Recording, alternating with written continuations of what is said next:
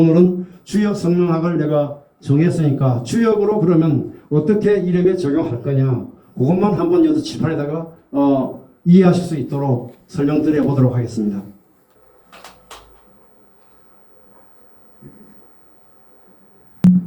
칠획의 성씨 같으면 첫 글자가 팔획이고 끝에 글자가 구획이라고 가정했을 때 일반적으로 쓰는 것은 이름 두 자로 합한 8, 9 더하면 17 되는 걸 이걸 이제 원격이다 라고 이야기하고, 그 다음에 7하고 8에 성자와 첫 글자 합하면 15가 되는 것을 형격이다 라고 말하고, 그 다음에 가운데 자를 빼고 성자와 끝자를 합하면 16 되는 것을 이걸 이격이다 라고 얘기하고, 다 합치면 24가 되는 것을 이걸 정격이라고 얘기를 해가지고 이것을 원격, 형격, 이격, 정격이라고 우리가 통상 이름 지은 사람들이 90%가 이렇게 한다.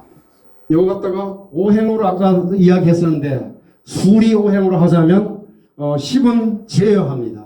10은 제외하고 끝수만 보기 때문에 7은 7, 8은 금이고 5, 6은 토고 5, 6은 토고 3, 4는 화고, 그렇다면은 이때서부터 화생, 토, 토생, 금으로 상생이 되는 이름이 되겠지요. 이렇게 꼭 지어야 한다고 하시는 분들도 많습니다. 그러나 나는 이걸 꼭 따르지는 않습니다.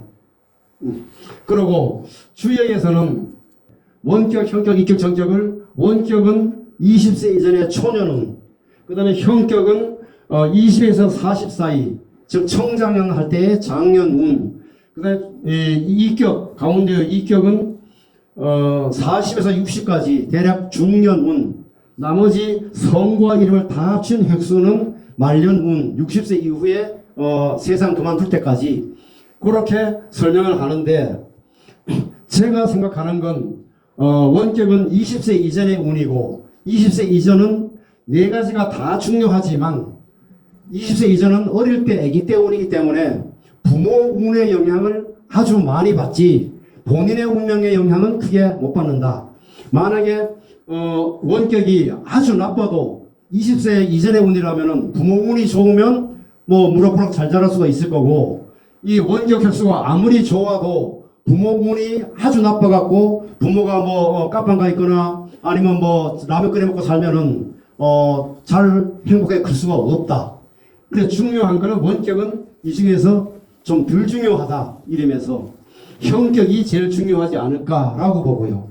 그러면 형격은 15가 되고 원격은 17이 되고 그 다음에 이격은 16이 되고 정격은 24가 되는데, 요런 주역은 아까 책에 나와 있듯이 주역은 8개 쾌로 나와 있습니다. 8개로. 왜냐하면은 요거는 양기, 요게 잘라지면은 음기가 되는데 양기 하나가 양기와 음기로 또 갈라져 갖고 둘이 되고, 그 두 개가 또 음기 양기로 갈라지니까 4개가 되고, 그 4개가 된 걸 갖다가 우리가 사상 체질할 때 사상이라고 하고, 그럼 사상이 또 음기 양기로 나눠지니까 8쾌가 되는 겁니다. 그래야 그 8을 갖다가 또 음양으로 나눠지다 보니까 88, 64 해가지고 주역은 64쾌로 되어 있다. 그러면 이름에서 64쾌를 다 어떻게 적용하기는 어렵기 때문에 8쾌를 정해가지고 적용하는데, 가운데를 이게 장청장년 할 때 장년운, 장년운을 중심으로 본다. 제일 중요한 걸로 본다. 그러면 8쾌니까 8로 나누면 여기는 뭐가 된다? 8 빼면은 7이 남기 때문에 7은 이걸 주역에서 산이라 그럽니다. 산. 7은 산이다. 그 다음에 이것도 굳이 초년운도 따져보자면 초년운은 8로 나누면 2, 8이 16 하면 1이 남기 때문에 1은 하늘이라 그럽니다. 하늘. 그래갖고 이렇게 하늘 천자를 쓰는데, 이렇게 보면은 천산둔계가 되고, 이걸 중심으로 해서 이쪽으로 보면 산천대축계가 되는데, 어쨌든 저는 이쪽은 중요하게 안 보기 때문에 그냥 그렇구나 할 뿐이고, 여기에서부터 여기까지를 주역으로 이름 장명할 때 제가 활용하는 부분입니다. 그러면 이것은 어떻게 되냐? 8로 나누면 2, 8은 16 하면 딱 떨어지게 되죠. 딱 떨어질 때는 8을 꾀로 본다. 팔을. 팔은 이 갖다가 땅이라고 합니다. 땅, 지. 만약에 팔이 되기 때문에 이 팔은 심으면 팔로 떨어지니까 팔은 지가 되고, 그러면 이렇게 하면은 산지박괴가 되고요. 그럼 이걸 부호를 그리자면은 산은 요거 갖다가 산이라고 표현합니다. 산이다. 그 다음에 지는 이거 갖다가 이렇게 표현한 걸 지라고 그럽니다. 하늘과 땅은 반대지요. 하늘은 이렇게 연결되어 있는 효 3개가 되어 있는 걸 하늘이라고 그러고, 그거 반대니까 잘라진 효로 3개가 되어 있는 건 땅입니다. 그거 갖다가 이렇게 지라 그러는데, 그러면 이거 갖다가 산지박괴가 되는데, 요게 요런 부호, 요거는 양효고 요거는 음효라고 부르는데, 자, 요것을 갖다가 양효든 음효든 간에 세 보면 세는 건 밑에서부터 셉니다. 밑에서부터 하나, 둘, 셋, 넷, 다섯, 여섯으로 세는데, 보통 주역을 공부하시는 분들은 하나, 둘을 세질 않고 이거 밑에 있는 갖다가 초효다 이렇게 불러요. 초효. 그 나머지는 초효, 2효, 3효, 4효, 5효, 위에는 상효, 이렇게 보통 부릅니다.